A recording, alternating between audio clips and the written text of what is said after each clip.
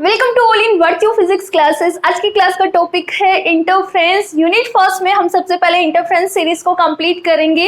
जल्दी से अपनी नोटबुक निकाल लीजिए और हेडिंग डाल लीजिए और इसके बाद आप यहाँ पर कीवर्ड्स लिखिए कि इस लेक्चर के कीवर्ड्स क्या क्या रहेंगे। इंटरफ्रेंस में हमें किन किन टॉपिक्स का स्टडी करना है। सबसे पहले हम यहाँ पे बात करेंगे डिस्प्लेसमेंट ऑफ रिजल्टेंट वेव। जो रिजल्टेंट वेव निकल कर आता है उसके लिए डिस्प्लेसमेंट इक्वेशन निकालनी है। Amplitude of resultant wave, second हम यहाँ पर एम्पलीट्यूड कैलकुलेट करेंगे। इंटेंसिटी हमें यहाँ पे कैलकुलेट करनी है। इसके बाद हम इसके टाइप्स का स्टडी करेंगे कि इंटरफ्रेंस कितने टाइप्स के होते हैं। यहाँ पर बेसिकली टू टाइप्स की हम बात करने वाले हैं। One is the constructive interference and second is destructive interference. ठीक है, और दोनों ही टाइप के इंटरफ्रेंस के लिए इंटेंसिटी भी कैलकुलेट करेंगे। इसके बाद हमें यहाँ पर डिस्कस करना है about the energy distribution curve और लास्ट में हम बात करेंगे about the condition of interference के इंटरफ्रेंस होने के लिए क्या क्या कंडीशंस की रिक्वायरमेंट होती है और एट द लास्ट इस टॉपिक से बनने वाले सभी क्वेश्चंस के बारे में भी डिस्कस करेंगे। ठीक है, सो स्टूडेंट्स, लेक्चर को स्टार्ट करने से पहले मेरी एक रिक्वेस्ट है, अभी तक चैनल को सब्सक्राइब नहीं किया है तो पहले जल्दी से चैनल को सब्सक्राइब कर दीजिए, लाइक बटन पे क्लिक कर दीजिए और ज्यादा से ज्यादा अपने फ्रेंड्स, अपने रिलेटिव और अपने क्लासमेट्स को शेयर कर दीजिए ताकि ये जो कंटेंट है उनको भी प्रोवाइड हो जाए। अपनी जो लेक्चर्स हैं उनकी खासियत है कि यहाँ पर आपको कंप्लीट एक्सप्लेनेशन के साथ साथ नोट्स भी मिल जाते हैं, क्योंकि मैं यहाँ पर आपको प्रॉपर लिखवाती हूँ। कंप्लीट एक्सप्लेनेशन मिल जाता है, आपको नोट्स मिल जाते हैं और इसके साथ साथ ही इस टॉपिक से बनने वाले सभी इंपॉर्टेंट क्वेश्चंस भी आपके पास होते हैं।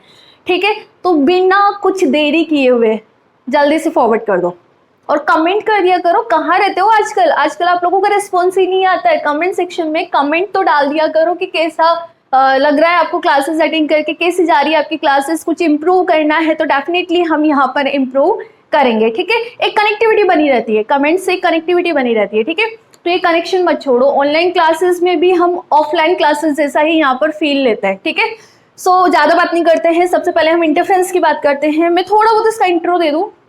अबाउट द इंटरफ्रेंस हम लास्ट लेक्चर में भी डिस्कस कर चुके हैं। ठीक है, इंटरफ्रेंस की मैं बात करूं तो इन 1802 के अंदर थॉमस यंग नेम के एक साइंटिस्ट थे, उन्होंने लाइट को यूज में लेके एक एक्सपेरिमेंट परफॉर्म किया।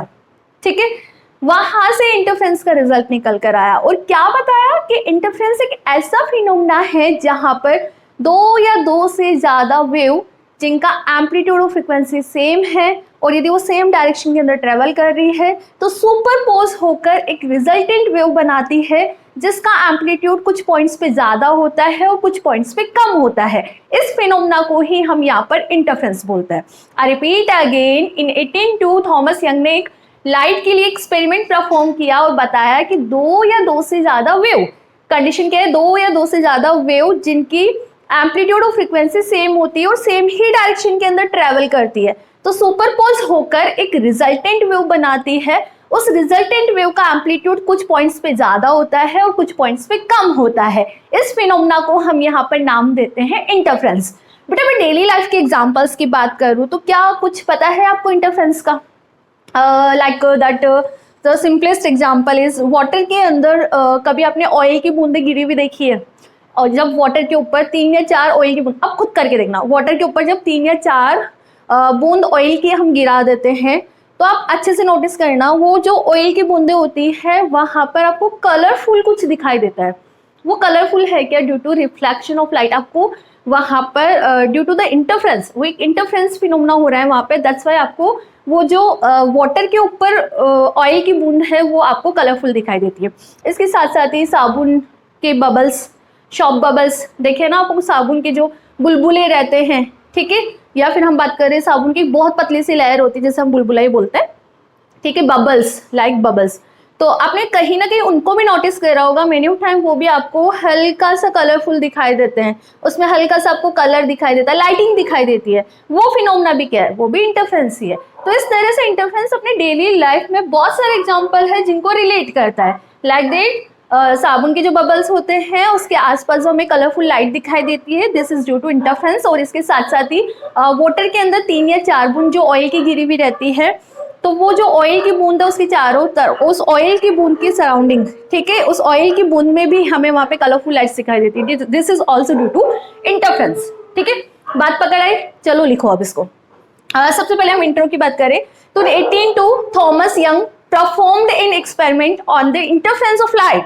इंटरफेरेंस ऑफ लाइट पे इन्होंने एक एक्सपेरिमेंट परफॉर्म किया और क्या यहाँ पर कंक्लूजन निकाला कि इंटरफेरेंस एक ऐसा फिनोमेना है, interference is a phenomena in which two or more wave of same amplitude and frequency superpose by propagating in the same direction. ठीक है, and to form a resultant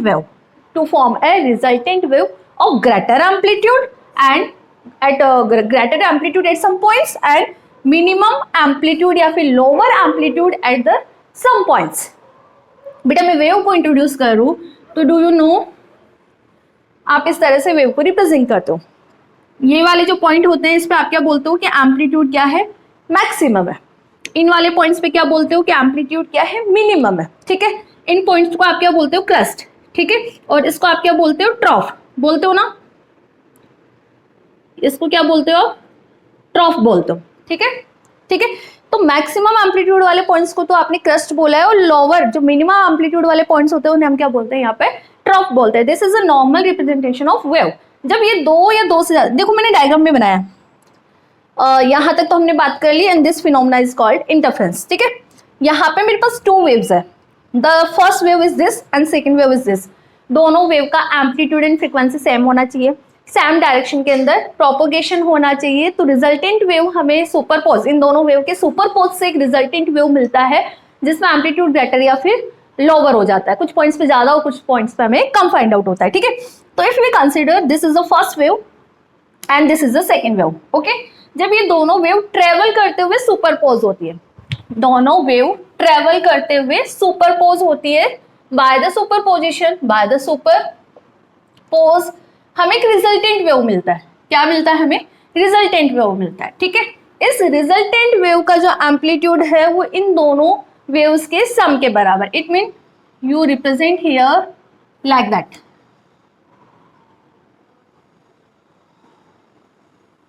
ये आपका रिजल्टेंट वेव है। After superpose आपको जो wave मिलेगा उसका, आपका जो वेव मिलेगा उसका एम्पलीट्यूड और क्या बोलते हैं डायरेक्शन हमें इस तरह से रिप्रेजेंट करना है। After superpose this phenomena is known as interference. This is example of interference.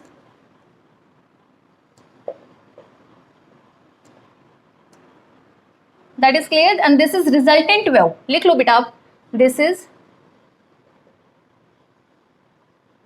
Resultant wave, this is resultant wave. ठीक है, तो सुपरपोजिशन के थ्रू आपको ये रिजल्टेंट वेव मिल रहा है। इस तरह से हमने इंटरफेरेंस के बारे में बात कर ली, डेफिनेशन हमें पकड़ आ गई और कहीं ना कहीं हम डायग्राम भी समझ चुके हैं। ठीक है, और एग्जांपल्स भी लिख लो, और इसके बाद हम फिर स्टार्ट करते हैं इसका मैथमेटिकल एनालिसिस। मैथमेटिकल एनालिसिस में हम ये चारों पांचों पॉइंट्स कवर कर लेंगे, एम्पलीट्यूड, डिस्प्लेसमेंट, इंटेंसिटी, टाइप्स वगैरह, and the energy distribution curve in condition of interference. ठीक है, और इसके एग्जांपल्स तो आप लिख लोगे ना, शॉक बबल्स हो गए, और ऑयल की कुछ बूंद होती है वाटर के अंदर, दैट टाइम वो भी अपने को वो दिखाई देता है, लाइट दिखाई देती है उसके चारों तरफ थोड़ा सा हल्का हल्का सा, तो this is due to interference. ठीक है, तो डायरेक्ट में मैथमेटिकल एनालिसिस सिखा दो, इसके जस्ट बाद आप नीचे डालो मैथमेटिकल एनालिसिस।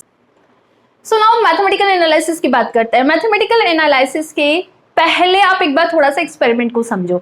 इसके लिए सबसे पहले क्या कंसीडर करा है, एक लाइट सोर्स कंसीडर करा है जिसे एस से रिप्रेजेंट करा है। अब लाइट सोर्स क्या होता है, देखो लाइट सोर्स एक ऐसा सोर्स है जिसमें एनर्जी इमिट होती है in the form of light, जिसमें एनर्जी लाइट की फॉर्म के अंदर इमिट होती है, उसे हमने लाइट सोर्स का नाम दिया है।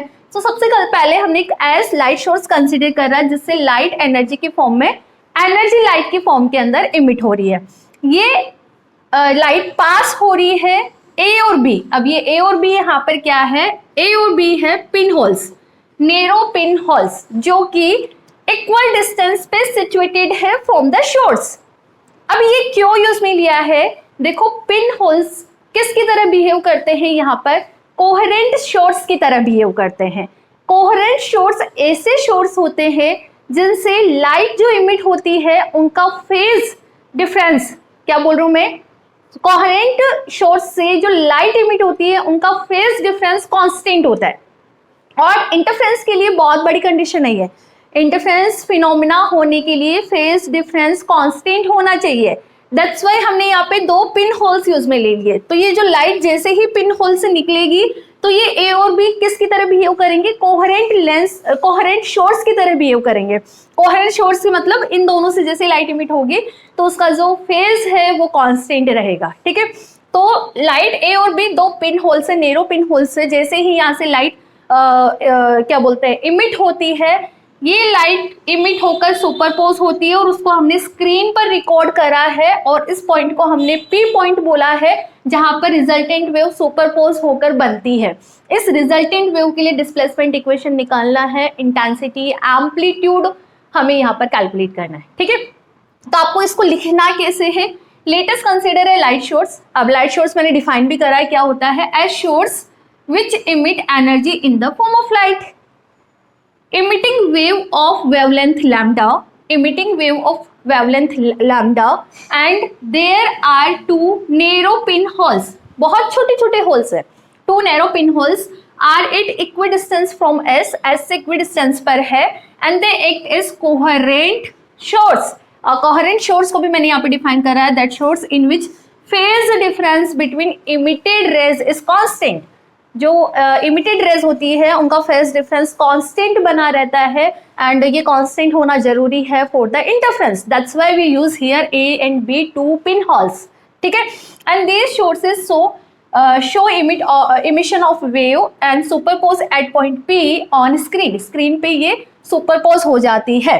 ठीक है, and let A1 and A2 are the amplitude of this wave. हमने ये जो दो वेव लिए है ना, जो पिन ए और पिन बी से निकल रहा है, ठीक है, इनका एम्पलीट्यूड हमने डिफाइन करा है small a1 small a2 and phase हमने यहाँ पर डिफाइन कर दिया phase angle, this is φ1 and φ2 और दोनों सुपरपोज होकर पॉइंट P पर यहाँ पर मिल रही है तो उसका एम्पलीट्यूड हमें यहाँ पर कैलकुलेट करना है। तो इसके बाद आप क्या लिखोगे, let a1 a2 are the amplitude and φ1 φ2 are the phase angle of this wave and y1 y2 are the displacement of this wave.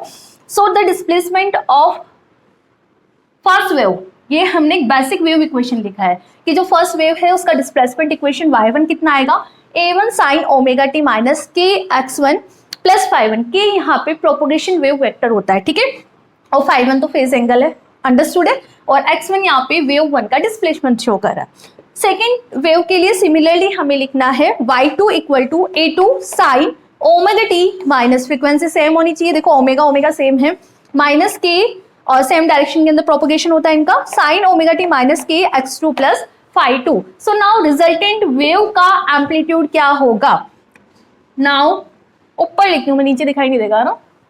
Now amplitude of resultant wave, amplitude of resultant wave, amplitude of resultant wave y से define कर रही हूँ, this is y1 plus y2। ठीक है, so equation 1 and 2 से y1 और y2 की value put करो और y की वैल्यू कैलकुलेट करो।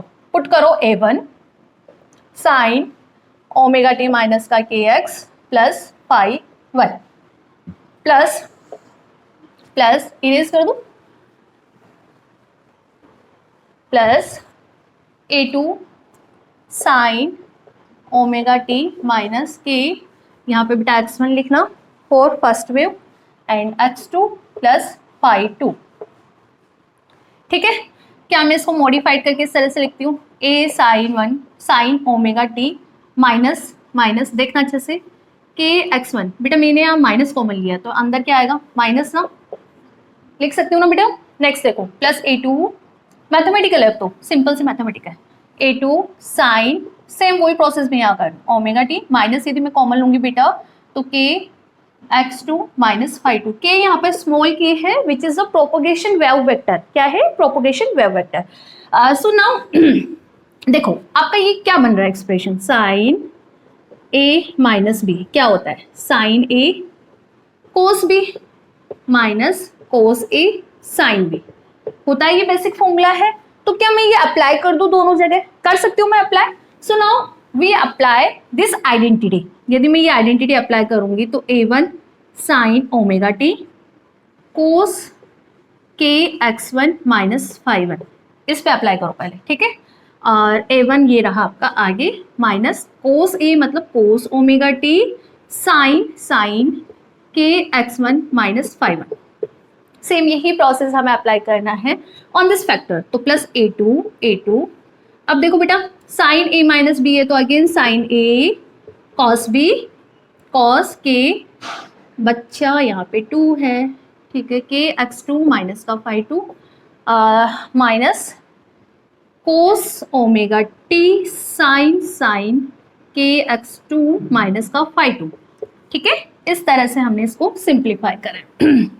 बताओ कोई डाउट नहीं है, आगे बढ़ो। देखो अब आगे हम इसको और क्या सिंप्लीफाई कर सकते हैं, y इक्वल टू a1। यदि मैं बात करूं साइन ओमेगा टी, कहाँ से कॉमन आ रहा है, इसमें से और इसमें से, ठीक है। आ रहा है क्या कॉमन, आ रहा है। देखो यहाँ पे भी साइन ओमेगा टी है और यहाँ पे भी साइन ओमेगा टी, तो मैं साइन ओमेगा टी को कॉमन ले लेती हूँ। अंदर रिमेनिंग टर्म आपके पास क्या बचेगी, a1 कोस के x1 माइनस फाई वन, ये बचा मेरे पास, ठीक है। और ये वैल्यू भी तो है बेटा अभी, तो a2 कोस स्मॉल के x2 माइनस फाई 2। सिमिलरली यदि हम यहाँ पर माइनस कोस ओमेगा टी भी कॉमन ले लें, माइनस का कोस ओमेगा टी, तो अंदर रिमेनिंग टर्म आपका क्या रहेगा, अंदर रिमेनिंग आपका टर्म रहेगा, देखो कोस ओमेगा टी मैंने यहाँ से कॉमन लिया है और माइनस ऑफ लिया है, मैंने माइनस ऑफ कॉमन लिया है, ठीक है।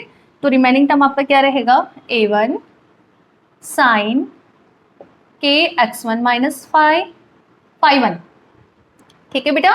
एंड माइनस मैंने कॉमन लिया तो अंदर plus plus plus plus plus a2, देखो a2 से मल्टीप्लाई होगा ना, तो a2 sign k x2 minus phi 2, यहाँ तक लिखो, इसके बाद मैं आगे सिंप्लीफाई करवा।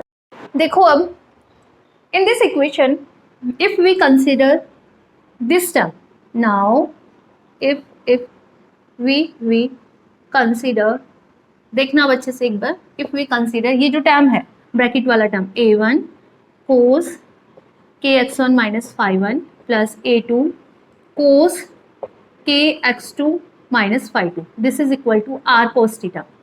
if we consider this is equal to r cos theta and this is equation number 3। Similarly ये जो सेकेंड वाला है टर्म, इसको मैं कंसिडर कर लूँ a1 sign k x1 minus का phi one plus a2 sign k x2 minus का phi 2 equal to r sine theta and this is equation number 4। I repeat again, ये वाला जो टर्म है ब्रैकेट वाला, इसको हमने r cos थीटा कंसिडर करा है, और जो साइन वाला ब्रैकेट वाला टर्म है इसे हमने कंसिडर करा है r साइन थीटा, और इसको इक्वेशन नंबर 3 एंड 4 दिया है, ठीक है। Now if we replace this equation by these values, आपका इक्वेशन क्या बनेगा, y equal to sine omega T मेरे पास ऑलरेडी है, यस, इसको हमने रिप्लेस करा है r cos थीटा, r को आगे ले लूँ मैं, दिस इज cos थीटा, ठीक है।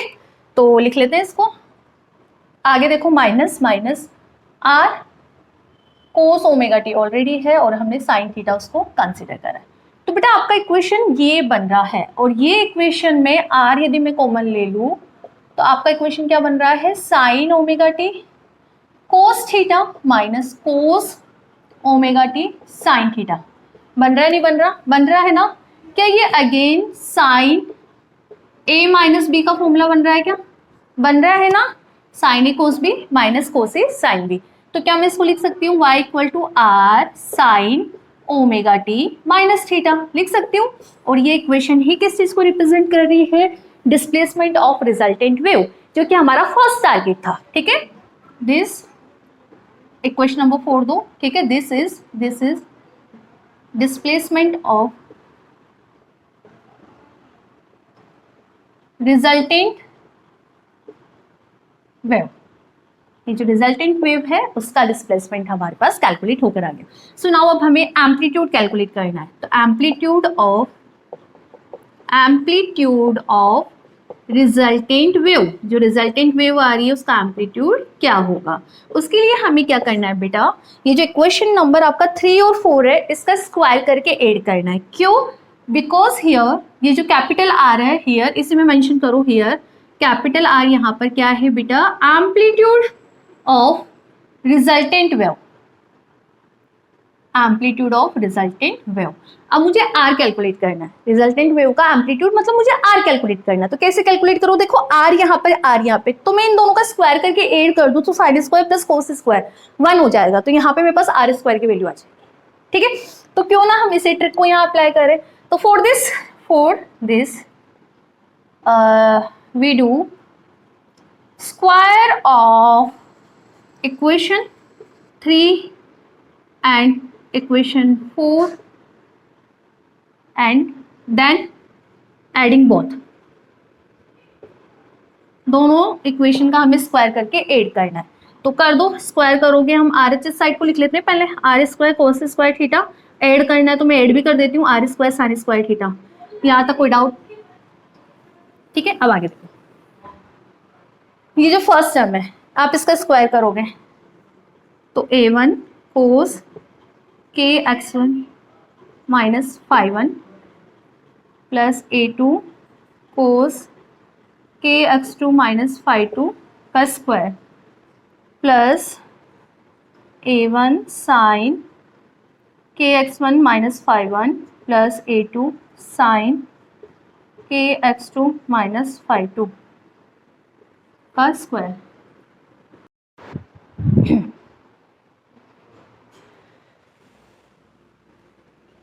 देखो अब आगे क्या कर लिया हमने, स्क्वायर करके ऐड कर दिया। ठीक है, अब इसको सिंप्लीफाई कर ले, कैसे करें, a प्लस बी का whole square, a plus B का होल स्क्वायर, क्या लिखते हो आप इसको, a square plus B square plus 2ab लिखते हो ना। एक मिनट में कैमरा चेक कर लेती हूँ। चल रहा है, ये बीच बीच में आके डिस्टर्ब कर जाता है। इधर देखो आप, तुम लोग तो इधर देखो। आर स्क्वायर यदि हम इसमें से कॉमन लेंगे तो cos square plus sine square क्या होता है, cos square plus sine square 1 ना, तो मैं इसमें से आर स्क्वायर कॉमन ले लेती हूँ। तो अंदर remaining term is cos square theta plus sign square theta. आगे इसको सिंप्लीफाई करो, a प्लस बी का होल स्क्वायर, तो a स्क्वायर आप क्या लिखोगे, a1 स्क्वायर कोस स्क्वायर के x1 minus 5 plus a2 square कोस के x2 माइनस 5 का whole square, a square plus B square plus 2a1 a2 cos के x1 minus 5 कोस k x2 minus 5। ठीक है, अब इसको भी हम इसी तरह से एक्सटेंड कर लेते हैं, प्लस a प्लस बी का whole square it mean a का स्क्वायर प्लस b का स्क्वायर, a का स्क्वायर प्लस b का स्क्वायर प्लस 2ab ना, तो 2a1 a2 sign k x1 minus 5 sign k x2 minus 5। ठीक है, इस तरह से हमने a प्लस बी का होल स्क्वायर का फॉर्मूला अप्लाई करके इसको एक्सटेंड कर है। आगे इसको और सिंप्लीफाई करो, एम्पलीट्यूड निकल कर आ जाएगा आपका। बेटा sine square plus cos square 1 put कर सकती हूँ, तो यहाँ remaining term is R square. इधर देखो, अब इधर देखो a1 स्क्वायर कोस स्क्वायर, यहाँ इस वाली टर्म और इस वाली टर्म की बात करूँ मैं, दोनों में से a1 स्क्वायर में यदि कॉमन लूंगी तो अंदर क्या बचा आपके पास, कोस स्क्वायर के x1 minus 5 plus sine square के x1 माइनस 5। बताओ कोई डाउट? सिमिलरली यहाँ पर और यहाँ पर a2 स्क्वायर यदि मैं कॉमन लूँ प्लस a2 स्क्वायर, अंदर remaining term is cos square के x2 minus 5 plus sine square के x2 माइनस 5। ठीक है, and the remaining term is this and this, ये बची है ना आपके पास, तो क्या हम लिख ले इसको भी, इसमें से 2a1 a2 में कॉमन ले लेती हूँ, प्लस 2a1 a2 मैंने यदि कॉमन लिया, अंदर रिमेनिंग टर्म आपका रहेगा कोस के x1 minus 5 cos k x2 minus phi to, ये बेटा फाई टू है ना, और plus plus sign sign k x1 minus phi one sine k x2 minus phi to. Continue करना आप, ठीक है। साइड हट जाती हूँ मैं, लिख लो आप यहाँ तक, दिख रहा है ना? Okay, so now if we simplify more, this is 1 sine square plus cos square 1 ना, तो a1 स्क्वायर, यहाँ पे भी sine square plus cos square, तो ये a2 square plus 2 a1 a2। अब देखो यहाँ पर क्या अगेन मैथमेटिकल आइडेंटिटी बन रहा है क्या? कोस ए कोस बी प्लस साइन ए साइन बी, कोस ए कोस बी प्लस साइन ए साइन बी किसके बराबर होता है? कोस ए माइनस बी के बराबर होता है। सो इफ हियर अपन ये आइडेंटिटी अप्लाई कर दे तो रिमेनिंग टर्म आपका क्या बचेगा? कोस में यहाँ पर ए कंसिडर कर रही हूँ के x2 माइनस फाई टू को, और माइनस बी में यहाँ पे कंसिडर कर रही हूँ के x1 माइनस फाई वन। इस तरह से मेरे यहाँ पे a माइनस बी का फॉर्मूला अप्लाई करा है, ठीक है। So next if we simplify more, तो आपके पास इक्वेशन बना प्लस 2 a1 a2 कॉस, अंदर यदि देखो अब k में कॉमन लूंगी तो x2 माइनस x1, यदि मैं यहाँ पे माइनस कॉमन लूंगी तो आपके पास क्या बचा? फाई टू, और ये माइनस माइनस प्लस है तो माइनस कॉमन लिया तो फाई वन। बताओ कोई डाउट नहीं है? हियर x2 माइनस x1 को मैं लिख रही हूँ del x, and this is path difference, clear है? और हम यहाँ पे phi two minus phi one को रिप्रेजेंट कर रहे हैं phi, this is a phase difference. ये क्या है आपका? Phase difference. Okay, so now R square कितना है आपका? a1 square plus a2 square plus 2 a1 a2 cos के del X minus phi, and this is amplitude of resultant wave. This is amplitude of resultant wave. This is amplitude of resultant wave. दो target पूरे हो गए अपने। Displacement equation निकाली resultant wave के लिए, amplitude निकाल लिया रिजल्टेंट वेव के लिए, क्लियर है? देखो अब इंटरफ्रेंस के लिए जो फेज डिफरेंस होता है phi one minus phi two हमने रिप्रेजेंट करा है ना। If phi one equal to क्या हो? फाई टू, तो आप यहाँ पर क्या बोलोगे? फाई इक्वल टू 0, ठीक है। और जो हमने पार्ट डिफरेंस रिप्रेजेंट करा उसको हम डेल से रिप्रेजेंट करते हैं। किससे रिप्रेजेंट करते हैं? डेल से।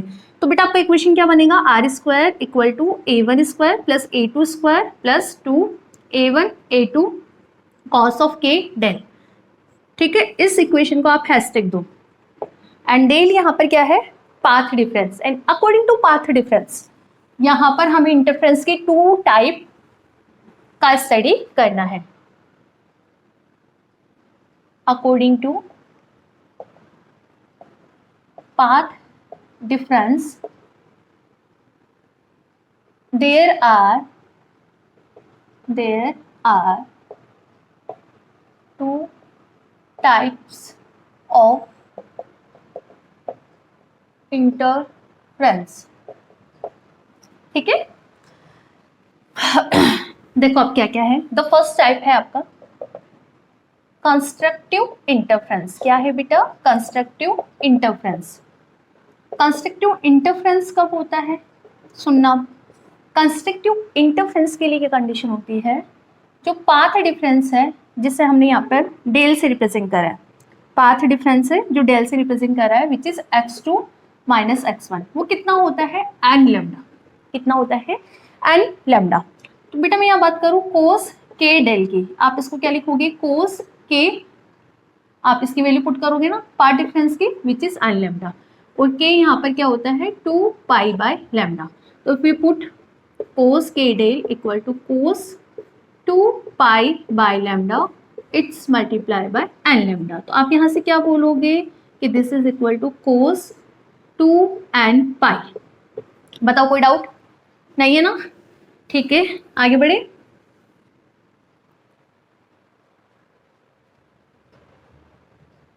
तो कोस के लैम्डा 2 1 पाई की वैल्यू कितनी होती है, कोस एन 0 1 2 3 पुट करके देख लो ना, कोस 0 1, कोस 2 पाई 1, कोस 4 पाई 1, तो आप क्या बोलोगे, कोस 2 1 पाई इक्वल टू 1। तो आपका जो एम्पलीट्यूड है वो कितना आएगा, A1 square A2 square plus 2 A1 A2, put कर दूं मैं इसकी वैल्यू, कितना आ रहा है आपके पास 1 आ रहा है, तो it mean A1 square A2 square and plus 2 A1 A2।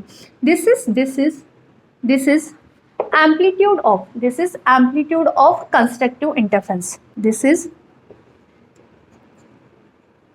amplitude of constructive interference। इसके साथ साथ ही इसका वो भी निकाल लें हम, क्या एम्पलीट्यूड भी निकाल लेते हैं ना, इंटेंसिटी भी निकाल लो। कैसे निकालें इंटेंसिटी, हमें पता है कि इंटेंसिटी एम्पलीट्यूड के स्क्वायर के बराबर होता है, तो आप यहाँ बोलोगे I is proportional to R square. I if we remove proportional sign there will be in constant, capital के लिख रही हूँ बेटा मैं, डिफरेंस ध्यान रखना, कैपिटल के लिखा है, तो I इक्वल टू कैपिटल के R स्क्वायर, ये रही वैल्यू, तो इसको उठा लेते हैं कैसे, by the above equation. R square आपका क्या है, A1 square A2 square plus 2 A1 A2 है ना। क्या करें, के से मल्टीप्लाई कर दे दोनों साइड, यदि मैंने इसको के से मल्टीप्लाई कर दिया दोनों साइड कैपिटल के से, तो इसको तो मैं लिख सकती हूँ intensity of constructive interference, it mean represented by I, और आपके पास ये आया के A1 स्क्वायर के A2 square plus 2 A1 A2 और के, ठीक है। If intensity of wave one जिसे हमने I1 से रिप्रेजेंट करा है, तो वो आपका क्या होगा बेटा, के A1 का स्क्वायर। और सिमिलरली फॉर सेकेंड वेव हमने रिप्रेजेंट करा है I2 विच इज के, एम्पलीट्यूड उसके लिए A2 था, तो के A2 का स्क्वायर, ये हमें पता है, इतना सा अंडरस्टूड है। और इंटेंसिटी एम्पलीट्यूड के स्क्वायर होती है, दैट्स वाई हमने I is proportional to R square लिखा, क्यों, बिकॉज ये रिजल्टेंट वेव के एम्पलीट्यूड को शो कर रहा है। सिमिलरली मैं फर्स्ट वेव की इंटेंसिटी रिप्रेजेंट करूंगी तो उसका एम्पलीट्यूड A1 था ना, सेकेंड वेव की इंटेंसिटी रिप्रेजेंट करूंगी तो उसका एम्पलीट्यूड तो A2 था ना, तो मैंने A1 जो फर्स्ट वेव और सेकेंड वेव है उसके लिए इंटेंसिटी ये डिफाइन करी है। ओके, सो यूज में ले लेते हैं इसको यहाँ पर, कैसे, I इक्वल टू के A1 का स्क्वायर, क्या मैं इसको लिख सकती हूँ I1 प्लस प्लस, इसको लिख सकती हूँ मैं I2, हाँ, प्लस प्लस, क्या मैं इसको लिख सकती हूँ, अच्छे से देखना, 2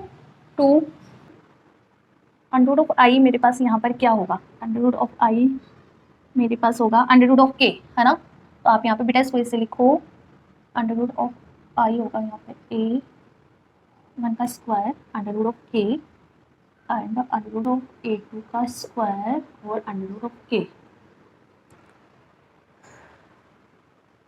बताओ, करके देख लो ना यार, देखो अंडर रूट के को मल्टीप्लाई करा तो K आ गया, A1 के स्क्वायर का रूट लिया है, A2 के स्क्वायर का रूट लिया है, ठीक है, तो आपके पास A1 आ गया और A2 आ गया, ये एक्सप्रेशन बनेगा।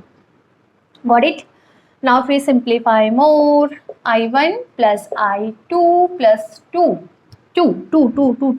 इसको क्या मैं लिखूँ, अंडर रूट I1 और इसको मैं लिख सकती हूँ अंडर रूट I2, तो क्या ये फॉर्मूला बन रहा है I1 का square under root of I2 का स्क्वायर, यस लिख सकते हैं। अरे यार देखो एक बार, अंडर रूट I1 का square under root of I2 का square plus 2 under root of I1 under root of I2, I आपके पास क्या बना, under root of I1 plus under root of I2 का होल स्क्वायर, बना नहीं बना फॉर्मूला, बनाना। This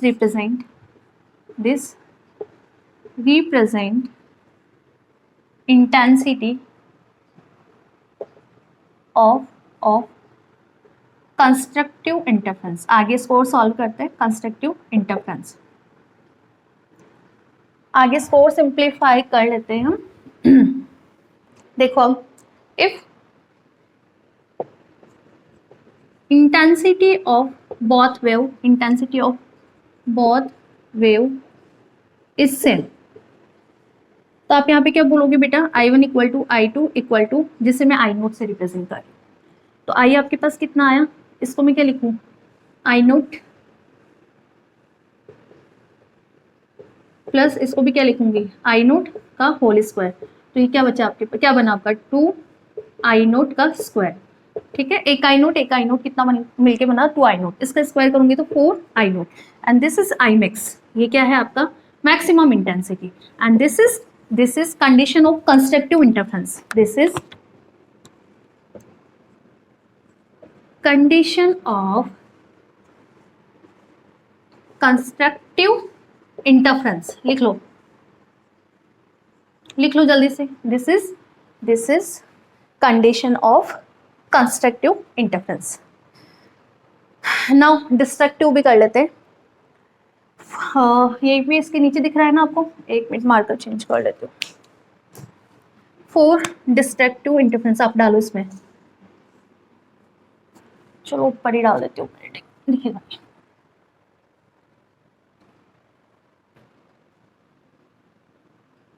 destructive interference. देखो 4 डिस्ट्रक्टिव इंटरफेरेंस जो आपका पार्ट डिफरेंस है del equal to 2n+1 lambda by 2, ठीक है, सेम प्रोसेस है, वो ही प्रोसेस में यहाँ पे अप्लाई कर रही हूँ।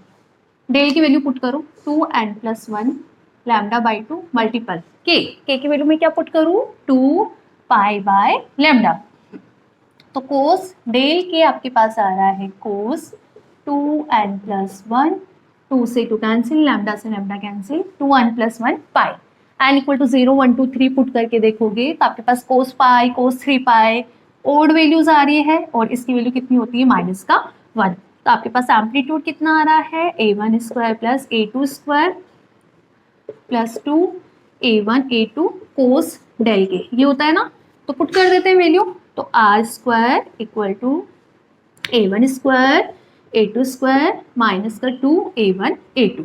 नाउ इसे हम k से मल्टीप्लाई कर दे बोथ साइड, हमने यहाँ पे कैपिटल K से बोथ साइड मल्टीप्लाई कर दिया, तो आपका ये क्या बना I, और ये आपका क्या बन जाएगा I1 का स्क्वायर, I1 नोट I1 का स्क्वायर, क्योंकि K A1 स्क्वायर होता है, एम्पलीट्यूड का स्क्वायर होता है, ये समझ आ रहा है ना। सेम जैसे मैंने अभी क्या बोलते हैं कंस्ट्रक्टिव के लिए करा है, सेम वैसे डिस्ट्रक्टिव के लिए कर रहा है।